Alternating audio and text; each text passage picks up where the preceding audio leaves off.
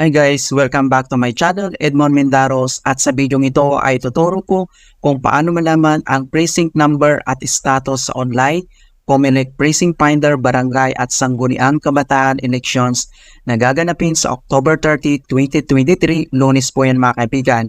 Ang next step ay kailangan lang tayo pumunta dito sa ating web browser, and then next ay kailangan mo lang puntahan itong link ng precinctfinder.comelec.gov.ph. So ilalagay ko to sa description box para mas madaling hanapin. I-click mo lang yan. Then paste natin. At automatic mga kaibigan, makikita mo kaagad dito yung Precinct Finder, yung disclaimer. So pwede mo itong basahin bago tayo mag-proceed, and then click mo itong continue.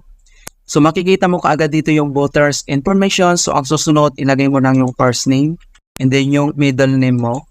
And then ang susunod, yung last name.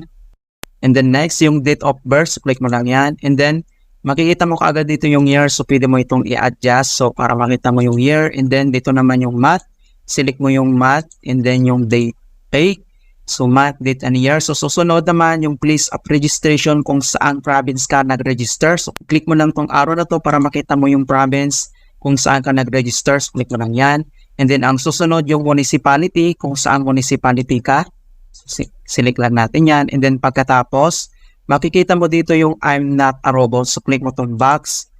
And then, bago tayo mag-proceed, so double check mo lang yung information mo. Okay? Then next, kailangan mo lang i-click tong search. And then, makikita mo kaagad dito yung confirmation. So, are you sure want to proceed? And then, makikita mo dito yung data privacy notice mga kaibigan. So, click mo lang tong proceed. Then, ito na siya. So, napakabilis lang talaga. Following informations, makikita mo dito yung complete name, date of birth, place of registration, and then yung polling place, makita mo din kaagad dito mga kaibigan, and then yung precinct number mo, andito siya. And then, makikita mo naman dito kung active ka or non-active. So, barangay elections, active. Ayan, so ganun lang po kasimple mga kaibigan kung paano malaman ang precinct number natin, status sa online.